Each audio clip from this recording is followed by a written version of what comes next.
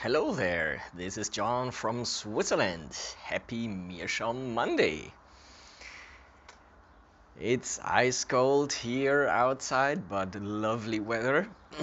And I'm smoking my golf ball with some Corvette fruitcake. Delicious combination.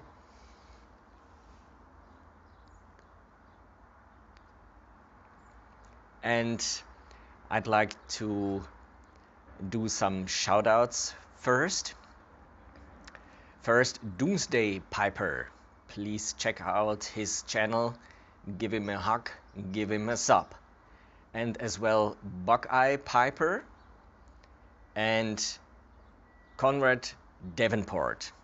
These are 3 new guys to YTPC and very good content, very interesting, nice videos. So I think you'll like them very much.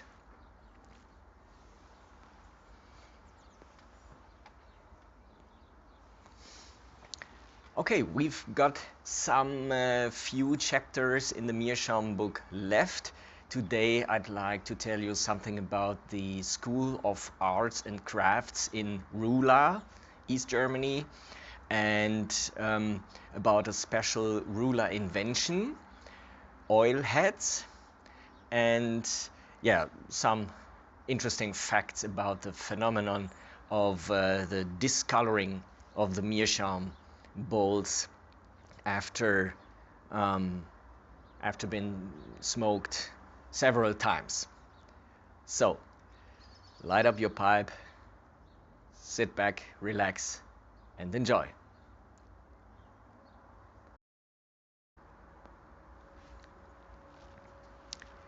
The carving of pipe bowls, cigar and cigarette holders from meerschaum is undoubtedly a highly qualified job, which then, as now, requires aptitude and skill.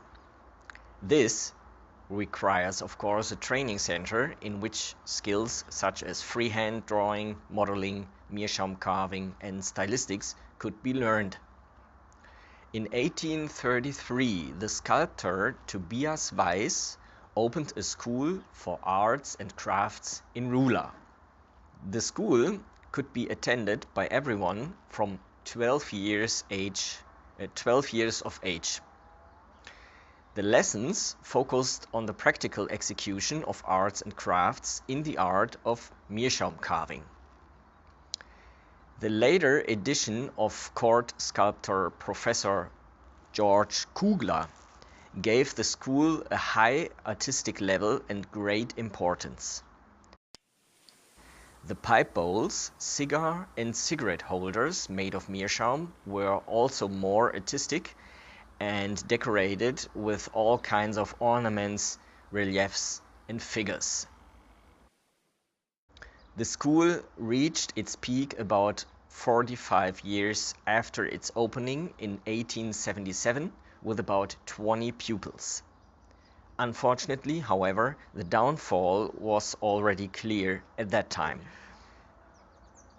The artistically high-quality pieces brought in ever lower production prices and demand and sales fell. The school was closed in the middle of the 1890s. Ruhla's last meerschaum carver was Franz Thiel, who was born in 1907 and joined the family business of his father and grandfather in 1926. His aim and wish in life was to maintain the renowned family business and to secure its continued existence, but until his death he found no one who wanted to learn and practice this artistic work. On October 1st, 1980, Franz Thiel died, and thus the last meerschaum pipe factory in Ruhla. Oil heads, a Ruhla invention.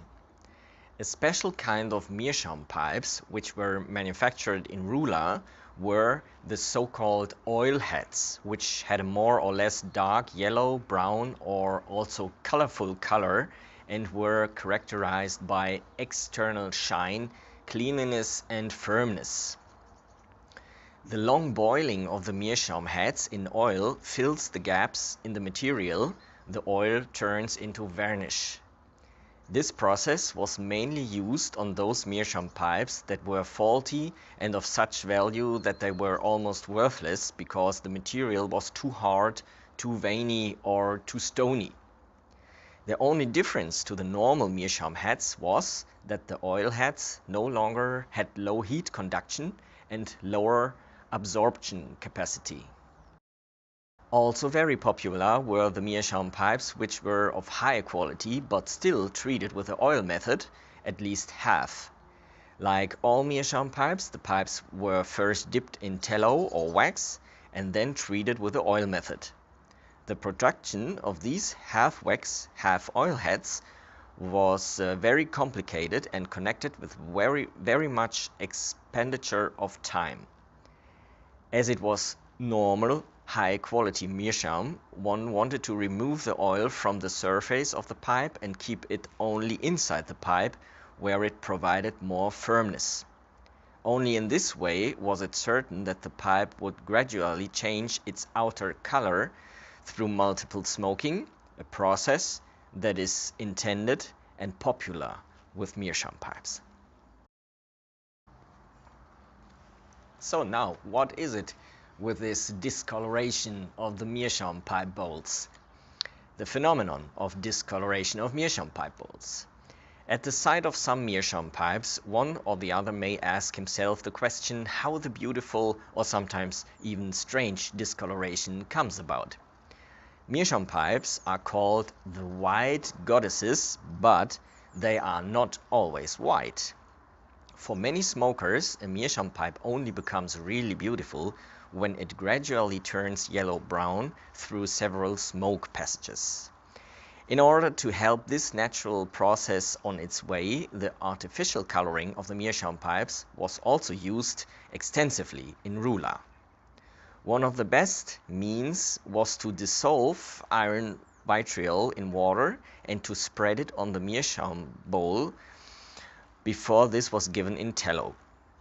The natural discoloration depends on numerous factors, not necessarily the smoker's influence, but rather the treatment of the meerschaum head during production, especially the surface treatment. In order to teach customers the correct handling of their newly acquired meerschaum pipes, various meerschaum factories published so-called leaflets, such as the company Wilhelm Imhoff from Kassel from 1880, with the title about meerschaum pipes. Yes, sorry, it's written in German here and I have to think about how to translate it the best.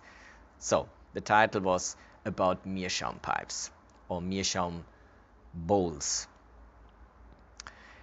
And believe it or not, according to this leaflet from 1880, Marcus, Pipes, Beards and Guns, treats his new meerschaum pipe right now exactly according to this protocol for the next 30 days for our little meerschaum experiment here.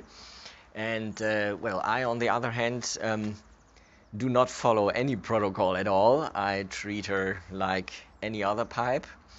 And yes, of course, for an exact scientific study we need a control authority, and this is Sam.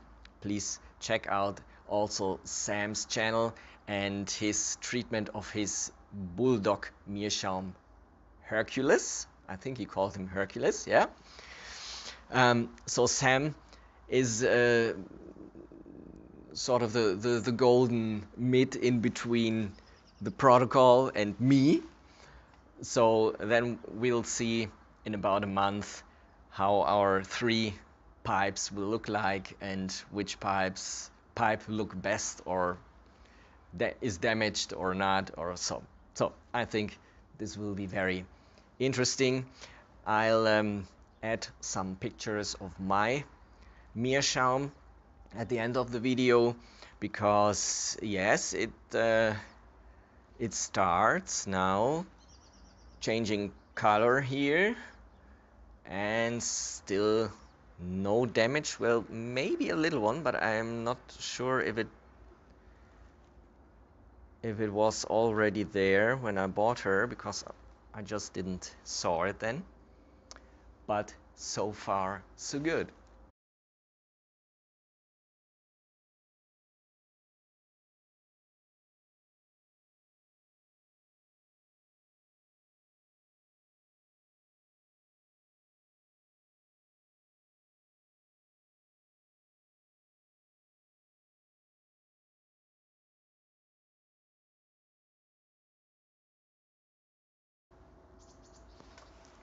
I hope you all enjoy your meerschaum pipe today, and the Monday, the new week, the new weekend. However, stay well, warm and safe out there.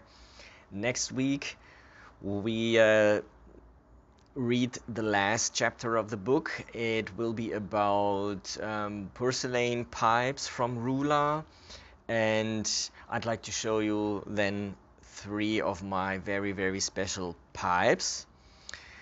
Yes, well, and then um, I have to look for some other meerschaum facts I can tell you, or another book maybe we can talk about.